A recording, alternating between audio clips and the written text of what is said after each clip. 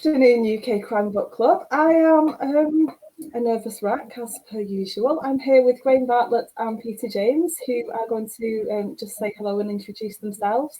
And Peter, you are just joining us until 1:30, and then you're dashing off to another event. Yeah. So we're really grateful that you made time to fit us in as well. It's great to be back. It's great to be back. I love the Crime Club. It's brilliant. Yeah, they're not a bad bunch. And nice to be here with Graham as well. Do you want to go first? Sorry. Would you like to just introduce yourself, Peter, for anybody who doesn't know? Hi, I'm Peter James. I've written the occasional book. Some of them about a character called Roy Grace. And in fact, Graham Bartlett, who's here, was a huge help to me when he was in the Sussex Police, when he was commander of Brighton and Hove. So we go back quite a long time. My new book, Left You Dead, has just come out. Am I allowed to boast? Oh, go for it. Absolutely. Congratulations. Yeah, I went straight to #1 in its first week with the highest sale of any hardback book this year. So thank you for all of you out there who bought it. Mine's behind my head. And don't stop, keep buying.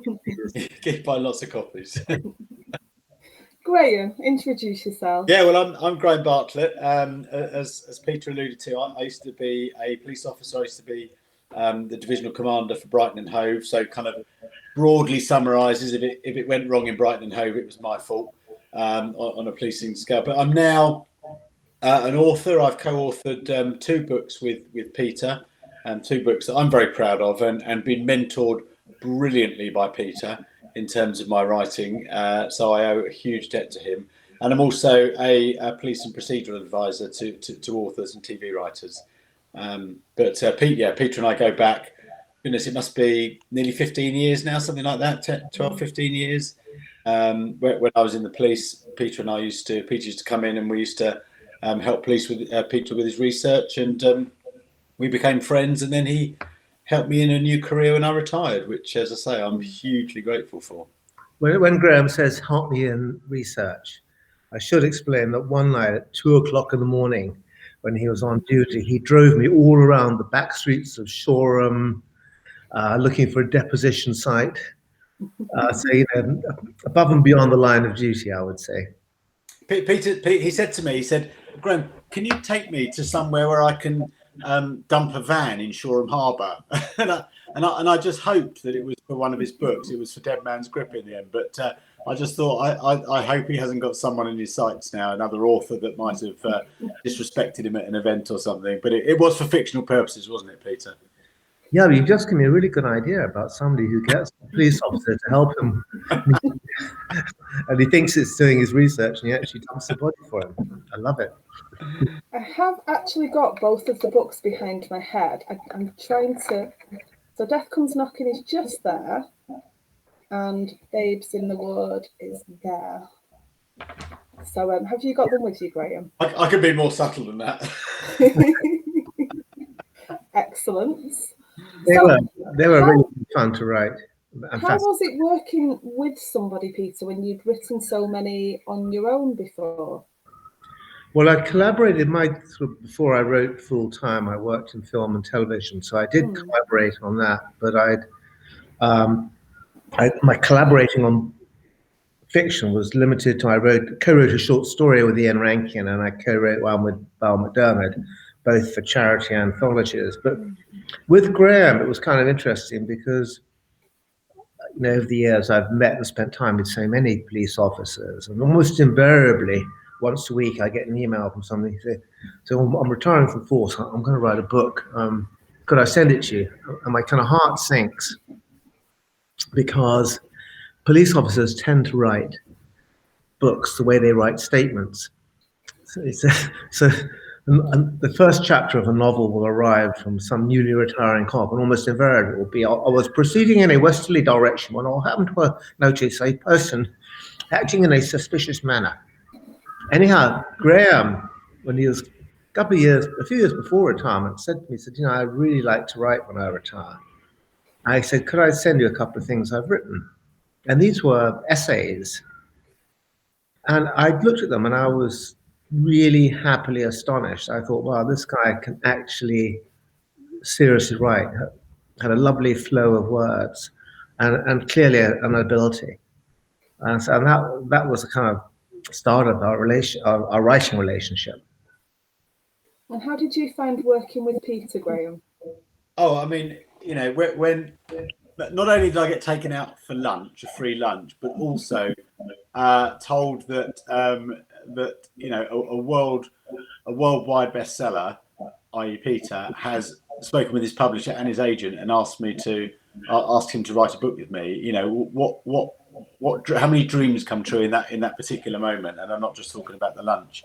It was an absolute joy. I mean, I had no idea about how to write a book. As Peter said, I had a sort of innate ability to string a couple of sentences together, but it was still a million miles from anything that was commercial. So with Death Comes Knocking, we chose some topics and some crimes that inspired some of the Roy Grace stories, and I went away and wrote them. And I didn't realise at that stage how much rewriting it actually takes to write a book. And I would send them to Peter, and the attention and the positivity in his feedback was amazing. But it was also very, very candid. And you need to do this, you need to do that. And I think it probably took about 8 or 9 months, didn't it, Peter? And you said to me, I was really struggling with voice, and I still had aspects of this kind of police speak, and Peter said, just go and write a forward, just go and write 500 words forward from the top of your head about Brighton. Just do that, just go and do that. So I did that, and it's because I wasn't thinking too hard about all of the facts and the figures and all of that. I did that, and I sent it to Peter, and I don't know if you remember, Peter, but I think within about half an hour of you receiving it, I wasn't expecting anything back because I know how busy you are so soon, but half an hour, Peter phoned me and said, right, that's it. That is the voice that you need to write this book in, because that voice works.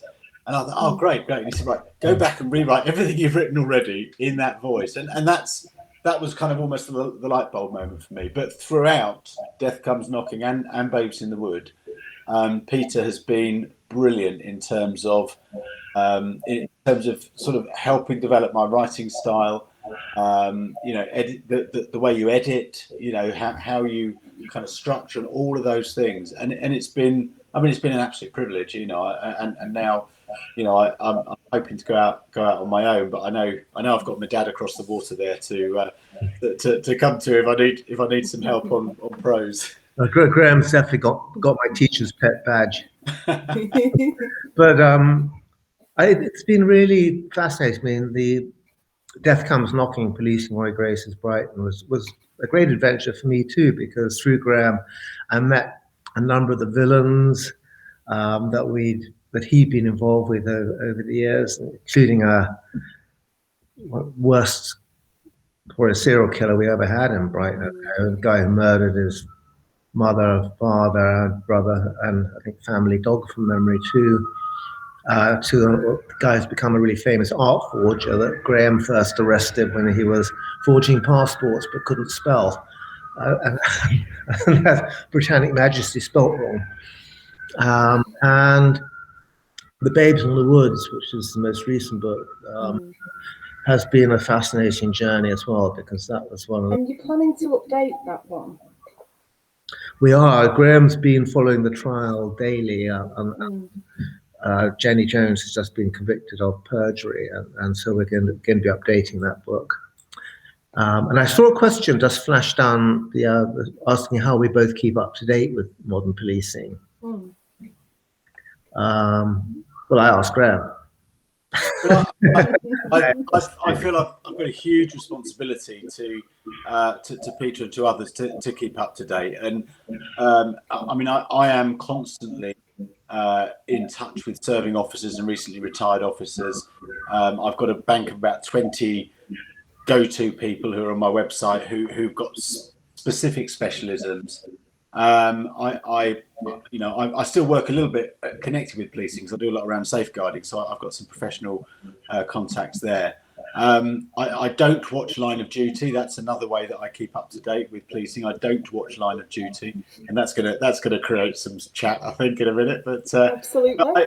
and also just kind of reading everything, all the updates. I mean, law's changing all the time, and I'd say this to any author: watch as many of the fly on the wall documentaries as you possibly can, because it's all very well knowing, that how somebody sort of manages a crime scene, or how the scenes of crime officers gather evidence, or how the interview is done. But there's something about getting the vibe of policing, and those fly on the wall documentaries are really, really good at just kind of showing the kind of day-to-day life, and that's what Peter used to come to us for, because he could have Googled or researched the facts, but it's actually seeing how policing is lived, really, and immersing yourself in the culture and the way of things. And I think that shines through in Peter's books hugely. Yeah, it was interesting. I remember taking Russ Lewis, who is writing the Grace television series, out on patrol in Brighton on a Friday night on a response shift, and his eyes were out on stalks.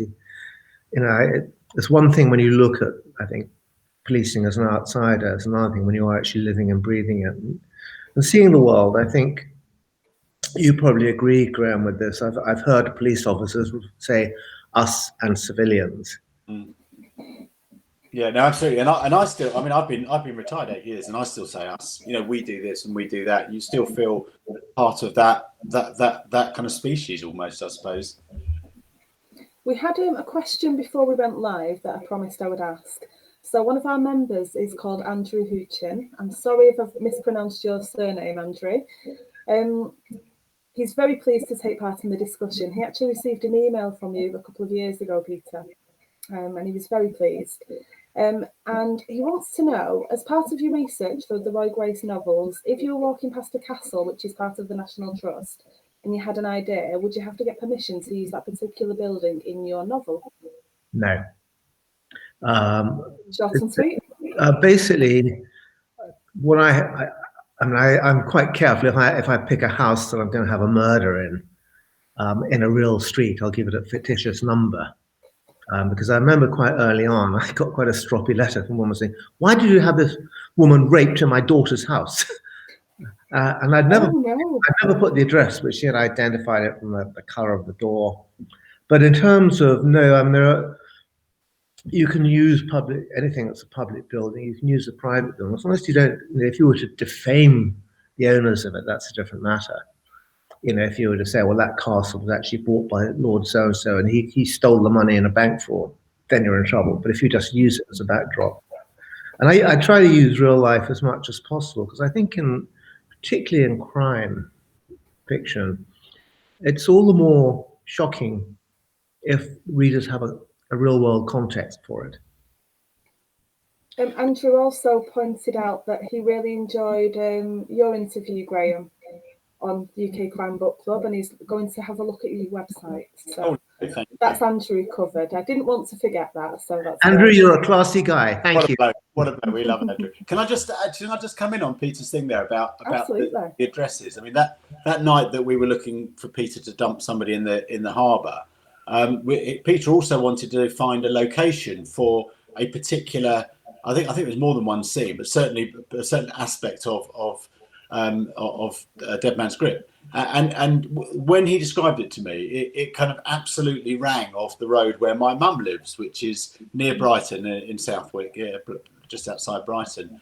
So we went there and we drove round, and it fitted the bill. And I think you used the road, Manor Road, in the book. So Manor Road was in there. And then about 2 weeks later, Peter said, "Oh, when you next go down to your mum's, can you just go to the end of Manor Road and just see what numbers they go up to, because I want to give our house, the fictional house, a number beyond that." And then Peter explained that to me, as he just said. So it's absolutely in Peter's blood to not only get things accurate, but also just save anybody's kind of blushes about finding their own address in the books.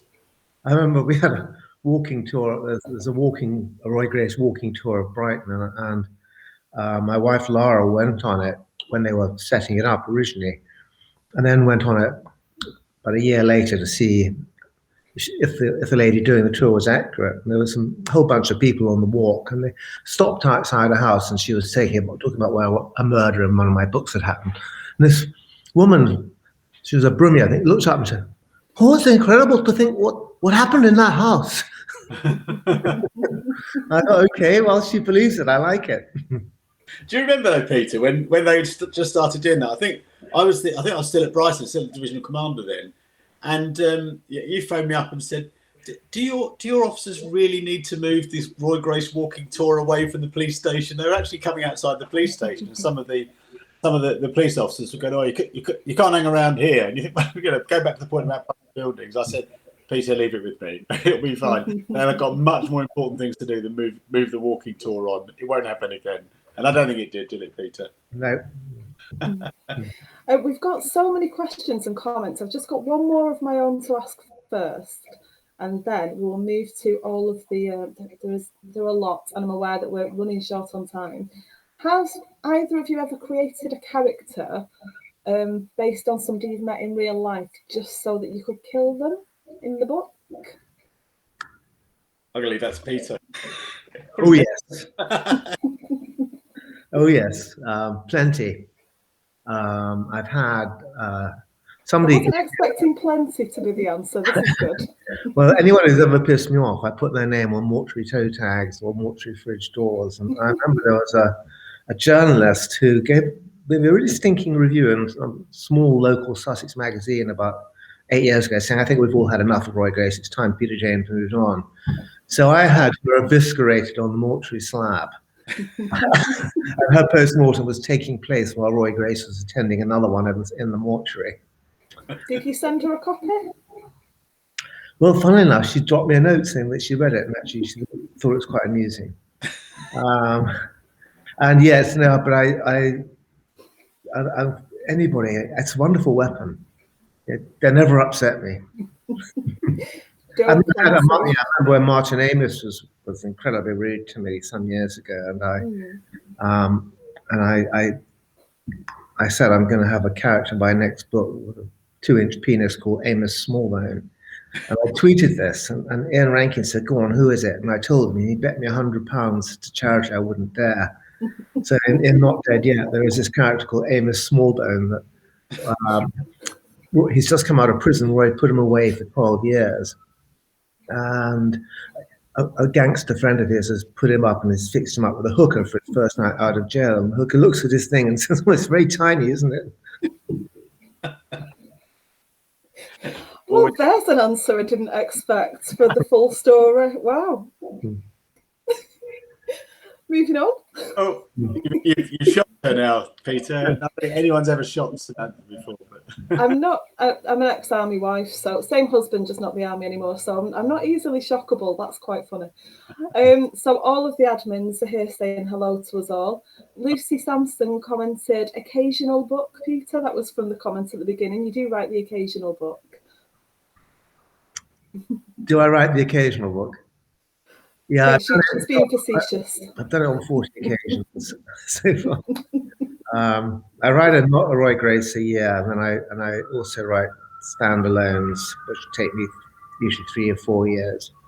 And I've got a novella coming out next week, actually, which is called "Wish You Were Dead," which is one of the 6 quick reads this year. And it's Roy and his family going on a holiday from hell to France. Your work is incredible. I don't know where you get the time to do, because not only do you write a Roy Grace a year, which I think is enough anyway, and the standalones, but also everything else you do around, because you're hands-on with the stage shows, aren't you? And just been casting the new stage play, which starts on tour in Leicester at the end of July, beginning of July, Leicester Curve, and it's going on national tour. It's got Adam Woodyard and Gaynor Faye co-starring, and that's looking good dead. I do love it when there's somebody that you can automatically bring to mind. I'm terrible with names and faces, putting the two together. But yeah, Adam Woodyard and Gaynor Faye, fantastic. Brilliant. Yeah, and they're really nice people too. But I did watch one of your videos. So you have, Peter, a YouTube channel, PJTV, and because Graham's brought up how busy your days are, and I know you're both incredibly busy, but I watched a short video clip, a day in the life of, and you never stop. I like being busy, but I guess our animals are probably our biggest relaxation. We have this ever-growing menagerie. I think we're up to about 70 animals at the moment, including our pygmy goats, 2 named after wine, Busco and Margot, and 2 named after serial killers, Ted and Norman. Tell us about your evening ritual for writing, Peter. And I'm going to ask Graham if you've got a writing ritual as well. Yeah, my writing day is slightly kind of back to front, and in terms of I began writing when I was working full time in film and television, so I had to make time that was me time and get into kind of a zone. So I just decided 6 till like 9 o'clock at night was the time I could make work, because I was backwards and forwards between Los Angeles and here, working in film and television in the States, so all the different time zones. So I decided that's where I was going to shut off, and I've done that ever since. And I do have a ritual. I kick off at 6 in the evening with a vodka martini, which I make myself, and it has to have 4 green Nocella Sicilian olives. I put on music and I just get in the zone. And I have one playlist for the first 2/3 of the book, which is kind of a mix of jazz, pop, anything from Dire Straits, Van Morrison. And then the last third of the book, I play opera arias. It was quite fun to watch you shake a martini and then sit down to write. I always remember there's a lovely ditty by Dorothy Parker. She said, "Ladies, beware of a dry martini. Have 2 at the very most. Well, with 3, you will be under the table, and with 4, you will be under your host." Graham, do you have any rituals? I wish I had one as classy as Peter, but also I wish I had one at all. I'm a bit chaotic, if I'm honest. When I was writing Death Comes Knocking and Babes in the Wood, there were contracts, there were deadlines, and also writing with Peter meant that I had a kind of responsibility to Peter to get things done. But I've got a novel which maybe we'll talk about later. But it's very good, by the way. I love it. It is very good. Dan's read it as well. She's given it the final dust over. But I unless I've got a deadline, because I'm so busy with other things, I don't prioritise the thing that I enjoy most, which is writing.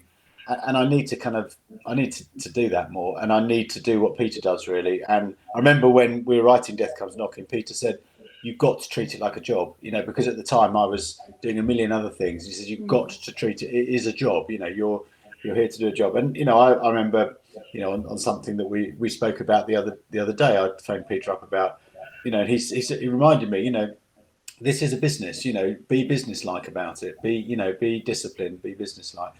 So I need to do that, and I think that kind of setting in violet times of the day and that routine that Peter's got is the way to do it. I don't think you could write a book a year if you didn't do that, could you, Peter?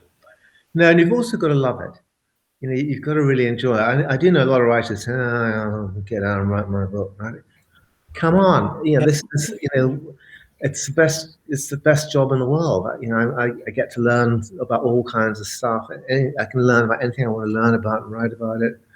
But also, I think the most important piece of advice that I would give to anybody writing is you can't write a chapter, leave it 2 weeks, go back, write another chapter. You've got to write every day. I would say 6 days a week. Give your brain a rest one day, but Monday to Saturday.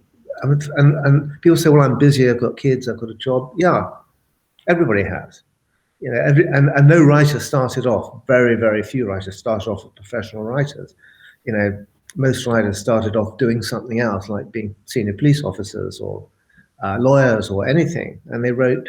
You have to find the time of day that works for you, and you don't need long, even if it's half an hour.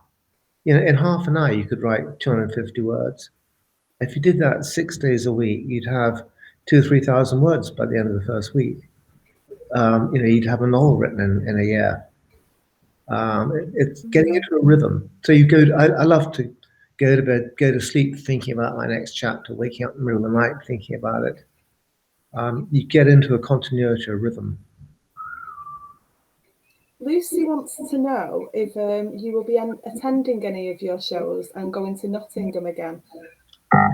I very much hope so. Obviously, it depends on how things pan out with all the restrictions, but certainly I love going to the shows. I love sitting at the back of the theatre as well and just watching the audience react. And I've learned so much from that. So there you go, Lucy. So hopefully Lucy will be going to get you in person. There are so many questions. We have got a line of duty discussion going. I want to know a story about you two. So I've had a hint put in front of me that you had lunch with somebody who Graham had last seen on the county court steps. But that's all that's been teased. Sorry, say that again. You broke up. The story about the person that you had lunch with who just been to prison for 5 years, and the last time you'd seen county steps. Yeah, this was. I've had a story dangled in front of me, and I don't know the answer to it. Yeah, this was great, wasn't it, Peter? This was a chap by the name of David Henty, who's the art forger that Peter talked about earlier. So if I give the background, and then Peter's good at describing the actual encounter. So when I was DC, we got some information about a passport forgery factory in operation in the centre of Brighton, and it was kind of before the technical days, so it was kind of screen printing and stencils and all of that. So we raided it one afternoon and found this passport factory in operation and arrested 3 people. In fact, one of them jumped out the window and broke his leg, but we arrested 3 people and seized all the equipment, including a stencil which incorrectly spelt the word Britannic for the actual the inside sheet. So good luck to them. They all pleaded not guilty and got found guilty and got 5 years imprisonment. So then fast forward to about 2014, 2015, a friend of mine made contact with Henty, with David Henty. So I said to Peter, fancy meeting a passport forger. So off we trotted, and I'll let Peter take over the story from there. Yeah, and actually Dave Henty features as himself in the new Roy Grace that I'm currently writing. Ooh. But Henty had a fascinating background because I love learning about how people become villains. And Henty's background was his dad was a career small-time burglar in Brighton, and Henty used to take Dave Henty with him so he could crawl through windows as a kid. And he said the old bugger never gave me a cut. And he had a bit of a talent for drawing. And when he was about 18, I think he'd been to Ireland with some mates and was on a ferry coming back. And he overheard 2 customs officers saying how difficult it was to spot forged Irish logbooks. So Henty thought, that's a business opportunity. He started forging Irish logbooks and was minting it, doing really well. Bought this lovely house in the centre of Brighton, just as it was coming up to the Hong Kong handover. And he saw a business opportunity to forge passports, all the people in Hong Kong desperate to get out. So he was printing, binding, selling away, selling them for £1,000 a pop. He put a £300,000 deposit down on a castle in Scotland. And then Graham kicked in his front door and ruined his life. So Henty goes to prison for 5 years. And in prison, he learns how to paint and discovers he's got a real talent for copying Modigliani, Picasso, and Lowry. So he starts forging them on a grand scale, selling the pictures on eBay, gets taken down by eBay. So he then starts forging under his own name, and that's what he does now. And a lot of celebrities, I think Chris Evans has got his pictures.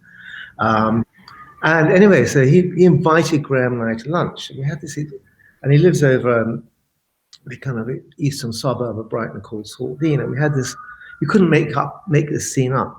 he bites us lunch. And last time he saw Graham was when he kicked his door in and nicked him. He said, "Graham, mate, great to see you. How are you?"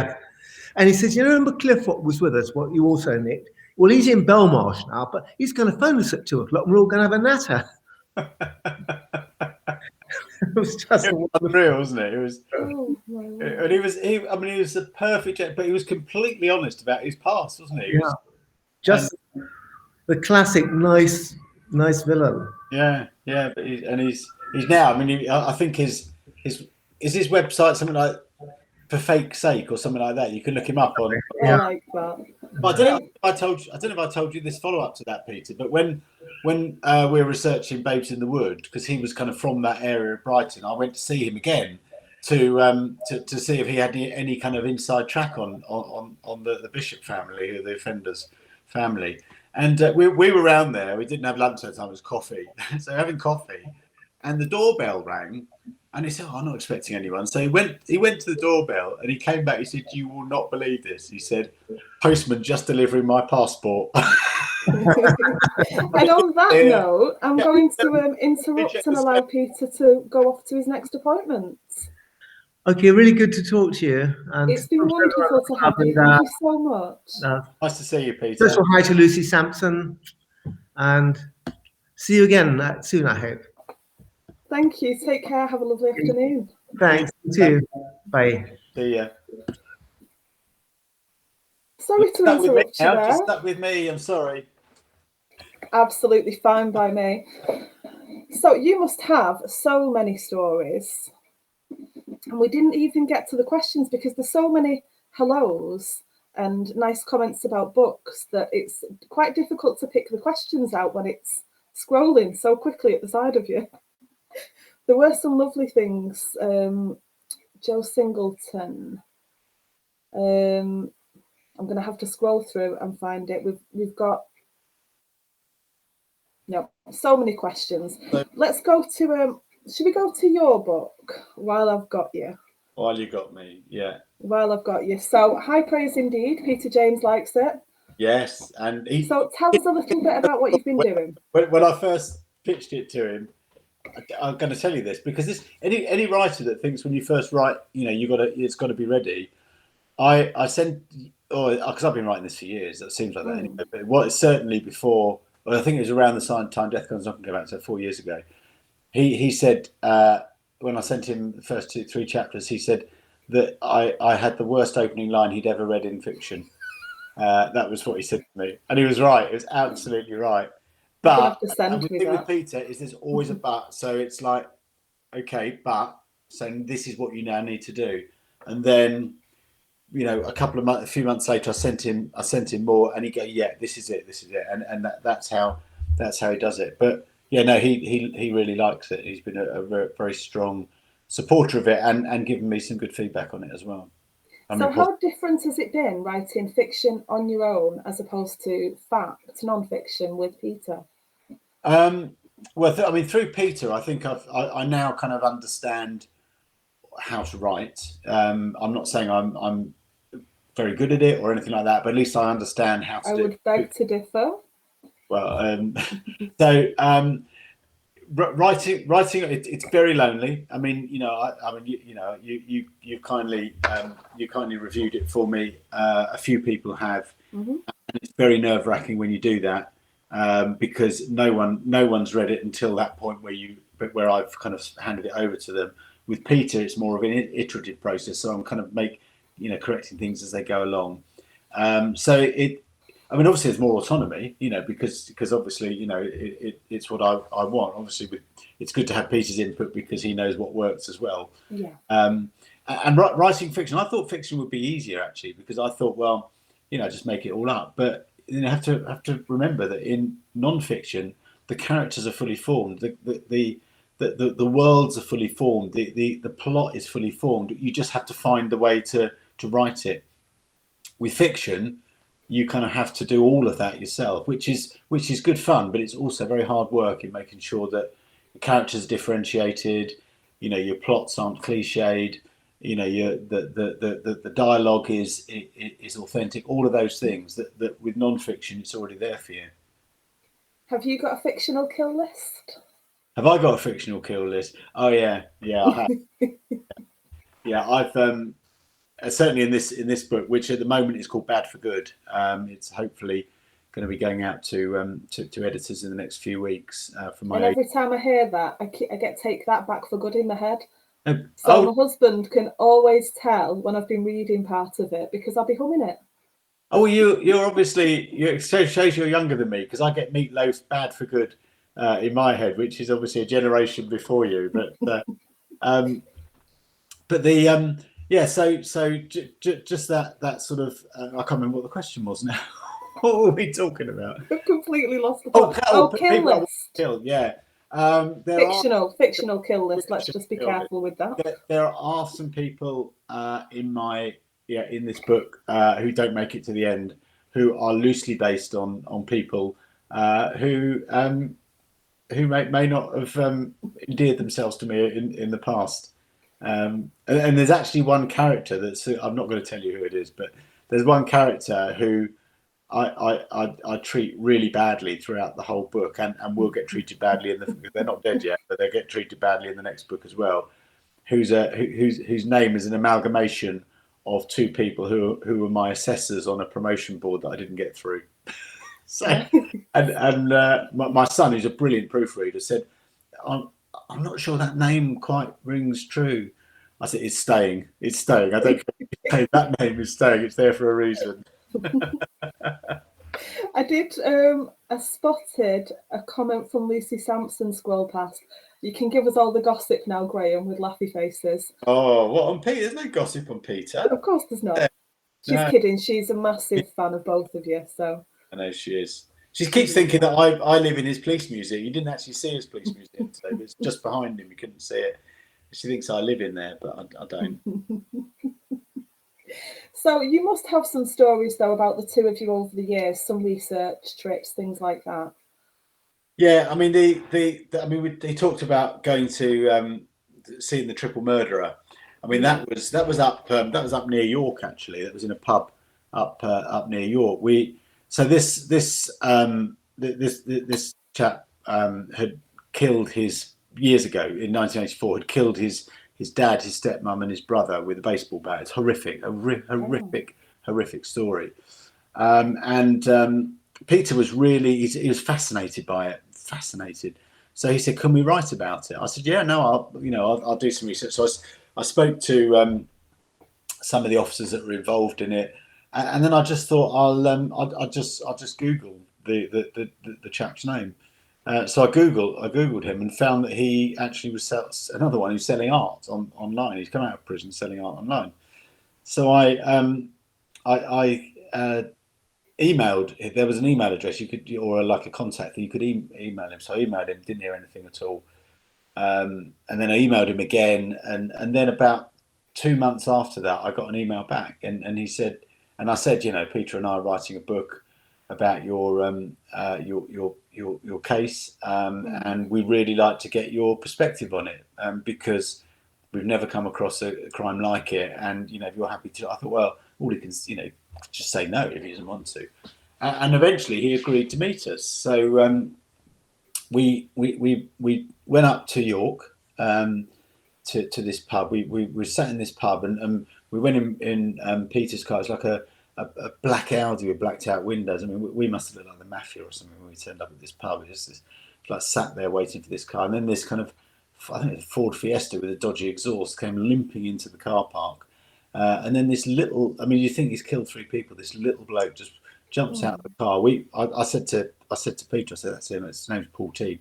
I said that's Paul. I'm sure it's him. So we got out of the car, and this little lad walked up, and he came up and shook our hands, and so we're long lost mates. So we went into this pub, and we said to the bloke behind the bar, have you got a private room? Because we didn't want to talk about triple murder in the lounge bar, really. So we went in there, and it was the most bizarre conversation I've ever had with anybody, because he believed spiritually that he came of age during those killings, and he was saying, I went in an atheist and came out a believer, and something I did found God for me. I mean, weird or what? Really, really strange. And were you know, I mean, I've met a lot of killers in my time, and they justify themselves all the time. You know, they justify their actions all the time, and he was a bit like that. But and then we asked him to describe what happened on the day. I mean, he was incredibly open with us. He asked him to describe what happened, and actually, it sort of just, you know, what he was saying was just disproved by the evidence. The evidence was different. I mean, he was saying that his brother wouldn't have realised that his mother and father had been killed, which the evidence was contrary to that.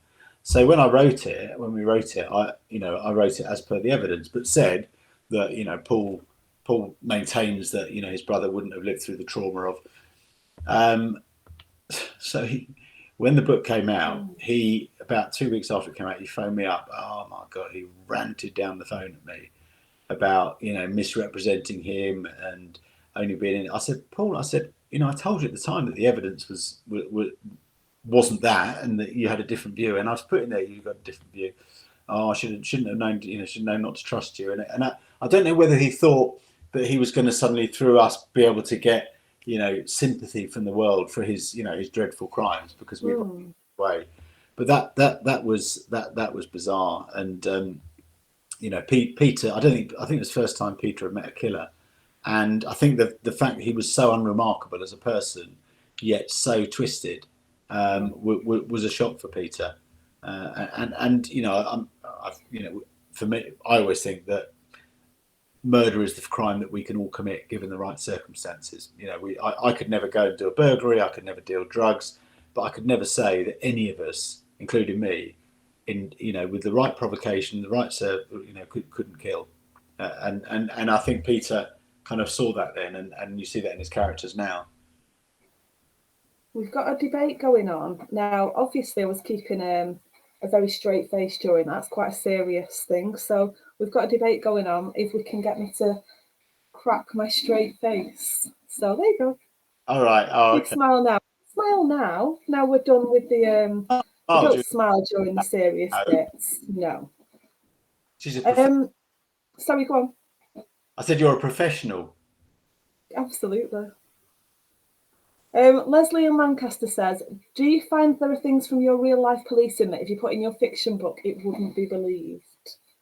Yeah, I mean, yeah, absolutely. And I think, you know, I think that's kind of why we were so keen to write Death Comes Knocking, because you know, we could put those things in, you know, just daft things like the armed robber that queued up with the lunchtime crowd because he didn't want to be rude in the bank and queue jump. But he removed the seat from his getaway cycle and took it in the bank with him because he was worried about his bike being stolen, because there's a lot of crime in Brighton, things like that. There's the person who went to a dead body in the camper van and didn't see the gunshot in his head. There's a lot of context behind that, but you know. Are you pointing at yourself there? Absolutely pointing at myself. That is me. I feel certain that I've heard this, but you need to tell it again. Right. Okay. So this is very much the case of the defence, and I don't know if Kate Bendlow is on the call or on the chat, but anything she says, just ignore it because it would be wrong. Because she's put Kate's book out as well, but you can't see it. I did a really nice admin display for the admins in case we got a wide shot. It's all gone. Oh, right. So we got called to. I was a DS at the time. We got called to basically the uniform officers had gone to report of a dog running around a camper van, literally running around a camper van. And you know, they went to it thinking it was just a getaway dog, but there was obviously something in the camper van that was attracting this dog. So they forced an entry to the camper van, found a bloke dead in the back of it, and not a lot of blood. There's a little bit of damage, and it looked like there'd been a fight. So called CID. So I went down there with a DC. And yeah, it was clear that he was dead. Obviously, that the dog was actually the owner's dog, and could smell his. It was really sad. Could smell his owner in the van. And within this camper van, it's got like worktops, and they had like sharp corners on, and he had like an abrasion on his head there.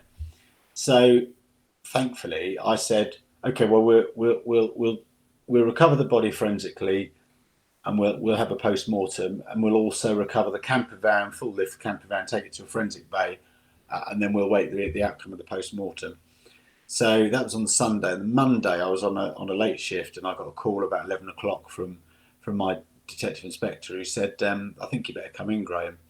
And I said, "Oh, why's that?" He said, "Your bloke from the camper van," and he's always a wind-up merchant, this DI. The bloke from the camper van was shot in the head. I said, "Oh, don't be ridiculous, Ken. Look, I'll come and I'll be in at 2 o'clock." He said, "No, I promise you, he's been shot in the head." And it was the first time that I realised. I mean, I'd been a firearms officer at Gatwick, and we were always told gunshot wound, visible entry, and kind of catastrophic exit wound. That's how bullets go in, and then they take all of the kind of debris from the body and they kind of blast it out the back. So gunshot wounds, I was always looking for, big wounds. But this turned out that abrasion there was the exit wound from a 2.2 pellet that had gone in the other side. And the other side, the entrance wound was barely visible below the hairline, and it was only on X-ray that the post-mortem found the track of the bullet, and it had come out of his head. And there was a damaged window. And what had happened is that it turns out the bloke had been trying to sell his camper van, and this madman had basically he kidnapped someone the next day with a camper van. But on that day he took him on a test drive, got him to pull over in a lay-by, and shot him in the head in a lay-by, and the bullet had actually come out of his head and gone through a very small pane of glass in the camper van, and he was actually caught the following day. He kidnapped a couple, and thank goodness he made the decision to pull off at Gatwick Airport, which has got the most armed officers in outside of London, the south of England, and he was found and arrested at gunpoint, and obviously sentenced to life imprisonment. But yeah, that gunshot wound, and you can imagine. I mean, that I'd never lived that down. I was just going to ask, yeah. No, it even came out. About 15 years later in my retirement speech, it even came up then. You never live that sort of stuff down. And I'd completely forgotten about it until you brought it back up. Had you? Yeah. We've got comments about me knocking books over. I have not. Joe Singleton thinks I'm having a fangirl moment. Absolutely. So book 2, I want to know, because we haven't talked about book 2. How far in are you? What, the Bad for Good or the other one? The second one. Have you started work on it, did you say? Yeah. So this is so Bad for Good is basically the story is there's a woman senior police officer as the protagonist. She's a chief superintendent, doing the role that I used to do, and she's faced with tackling a rising tide of vigilantism born about because of the swinging cuts to policing. So vigilantism is overtaking policing as the method of crime control, whilst also trying to detect the murder of her predecessor and former lover's son. And it's all about the way in which state-sponsored vigilantism takes over from policing, and the horrors that could happen there. So there's quite a big body count there, and some people have said, because I wrote it as almost a little bit dystopian, but some people said, well, it's almost becoming true now because of the strain on police. So the second book is about Joe, who's the protagonist, is still the divisional commander, and is based in Brighton. Brighton City Council have been taken over by a neo-Nazi party, far right-wing party, and they're trafficking illegal immigrants in to basically fill the not only the sex trade but also the care home trade as well, and it kind of there's a mass murder on a traveller's site, and that kind of sets a whole chain of events going, which culminate in one of the trafficked women being forced to wear a suicide vest to Brighton Pride. with the potential of blowing up thousands and thousands of people in the centre of Brighton on a Sunday afternoon. So that's kind of very much. I mean, I started writing it, but it's very much in in that sort of. I haven't kind of filled it all out yet, but it's. So I think what I'm developing there is a. I don't know whether it's an existing genre, but it's kind of police procedural versus politics with a small p, and sort of contemporary social issues coming in there, but all kind of fired up by crime, corruption, and such like. I thought book 1 was quite action packed, but book 2 sounds insanely so. There's a lot. There's a lot going on. People I need to kill off, you see, from my previous. So Lucy wants to know about publishing date for Bad for Good because she likes the sound of it. So just tell us where you're actually up to at the moment. So it's going back to my agent this weekend because Sam, who, if any writers out there want Sam to give a really thorough and informed review of their manuscripts, then Sam is the one to do it. Thank you. Blushing. I will say it's a great investment, so people don't think you do it for free because it's a job. And we've had that conversation, haven't we? I have been very much told off for keep giving things away that I should be paid for. Duly noted. Yeah. So let's go back to my agent this weekend. Yeah. I had a conversation with her Thursday or yesterday. Yesterday, I think it was, and we're hoping to push that out to editors and publishing houses in the next sort of few weeks. So she just needs to have another look through some of the changes from her last edit. So I'm hoping this is the last time I'll see it before it comes back from an editor. But really excited about it. Really excited about the feedback. Nervous as hell, but Do you really get nervous? Oh God, yeah. Kate Mendelow is a great friend of mine. Very active member of the book club, and and has a book out on Monday called Definitely Dead on the 24th. She's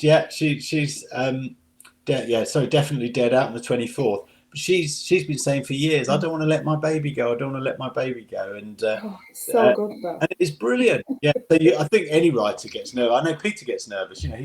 I see Peter's books. I probably get the next year's one in about August time.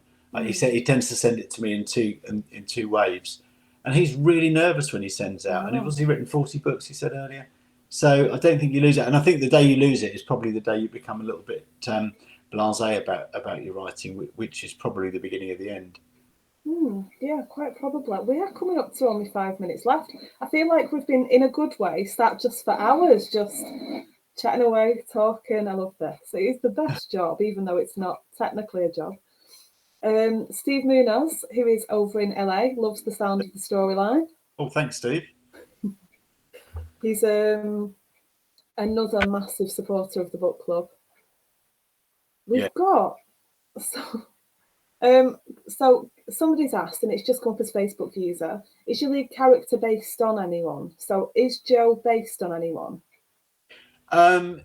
It's strange how these things kind of develop. So when I first wrote it, Joe was actually a bloke, and then my agent said, you try writing a woman, which I think is quite a brave thing for her to say, bearing in mind I'm quite clearly a bloke, so I've never been a senior policewoman.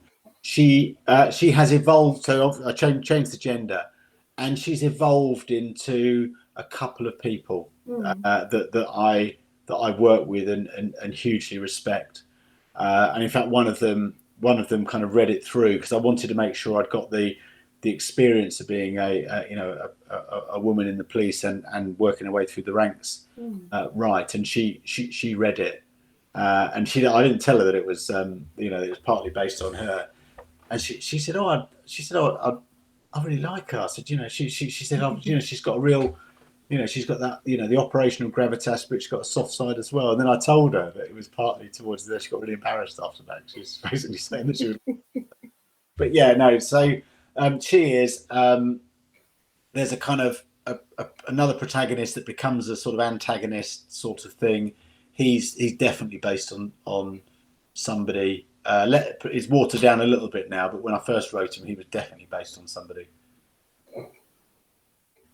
I know Mark Billingham has a character called Christine Treasure in his Thorn books, who is, he said he doesn't even change what she says. They just go on ride-alongs and do different things. Have you got anybody like that? I mean, Christine Treasure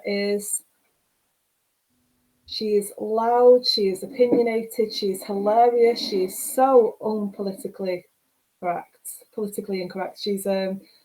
She just sounds like she'd be an absolute riot. I mean, they became friends. He's even been to a wedding. It's kind of widely talked about. Is there anybody who you think you would literally just pick up out of real life and drop in just as they are? Well, this character I was talking about, I did that with somebody that I used to work with, and then Isabel, my agent, said that is too much. That character's too full on. I said, well, that's exactly as he is. So I had to tone him down a bit. But I think if you've got someone like that, if you're lucky enough to know or come across police officers or anybody that you can do that with, you just get that authenticity straight away. I mean, Mark's brilliant at it. I mean, I reviewed a chapter of his. I worked fully on Crybaby, but previously I reviewed a chapter of his, and just the way that he describes a police officer sitting waiting Right behind me. Right. Yeah. On my Mark Billingham shelf. Mark Billingham. Funnily enough, it takes up about 2 shelves. But just the way he described police officers sitting there waiting to go and execute a search warrant in a house, and the fact that they're not all angsty, getting, we're going to do this. They're talking about the fact that someone's gone and got some sandwiches and the cheese is horrible, and who started, and that all that sort of stuff.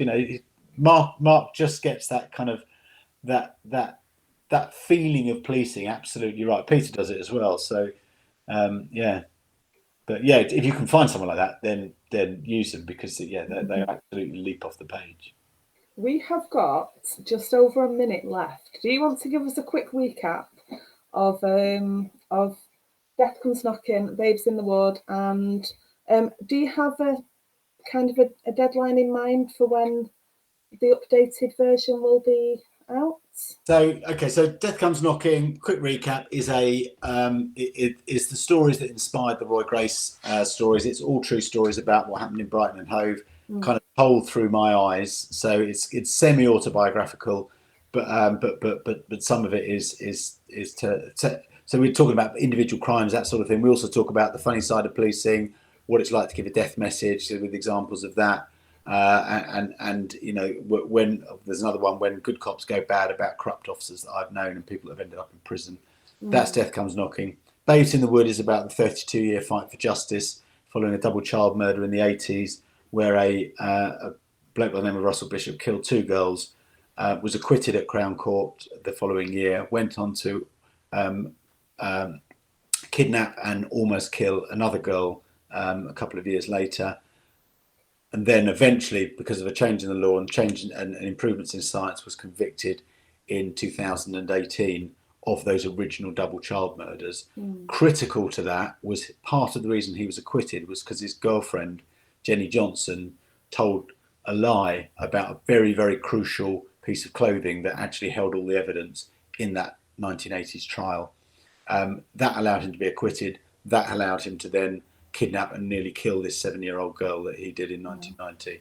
She has literally this week been convicted of perjury and sentenced to 6 years imprisonment for that. So we're writing just a couple of follow-up chapters to Babes in the Wood to basically close that loose end down, because when we wrote it, I knew she was going to get prosecuted for perjuries, but I couldn't write in there that she'd lied. All I could say is that she changed her story. Now I can tell the full story about what happened, why she lied, and the impact of it. Hopefully, I mean, I've got a couple of weeks to get that written across to Peter and then to our agent, and then it'll go to Pam Macmillan, hopefully in the next reprint, and in all electronic versions it will go in as additional material.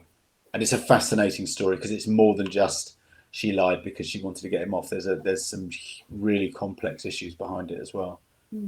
which I need to try and find to write in an accessible way. So yeah, which is no easy task in itself. no. Thank you so much. I've had the best hour. No, I have too. I was so nervous and I've been so excited. Can't believe it's it. really, really wonderful. Can I just put a quick plug out for? I also do crime advising for writers. If you're a writer, then visit my website www.policeadvisor.co.uk, and I run online courses for crime writers too, all about getting your authenticity right in your characters, your plot, and your procedure. Sorry, that was just my little plug. And you're also on Twitter and Instagram as GB Police Advisor. That's right, yeah. And actually, do you want to just give a little plug to the competition that's ongoing at the moment that finishes this week? Yes. So Kat Yaff and I have collaborated, and if you go to Kat's Twitter, I mean, I think I've retweeted it as well. But go to Kat's Twitter. All you need to do is retweet her tweet about the competition, which is the prize is you get half an hour free one-to-one consultancy from me on any police procedure you're writing. So that's the prize. All you need to do is retweet us, retweet the tweet, and make sure that you're following Kat and I, and you'll be in the draw. And I think we're announcing the winner next Friday. I think is right. Friday the 28th, which is actually Catherine's publication day. So you at GB Police Advisor and Kat at Catherine Yaff. Thank you very much. What a wonderful hour that has been. Thank you to all the members and everybody who said hello and asked a question. And they've been scrolling past so quickly. There's probably, I can't even imagine how many comments there are there that I didn't get to because there were just too fast and too many of them. What I will do is I can't promise to do it all today, but I'll go through and answer as many of them as I can in the chat if you've not had an opportunity to have them answered. But I'd also like to thank you, Sam, for inviting Peter and I. The UK Crime Book Club is the best Facebook group there is out there, bar none. And you just do an amazing job. I don't know where you find the time to do it, and I think we all love it. So I just thought I'd say that on behalf of the members. Thank you. And the admins are a pretty great group. They really are.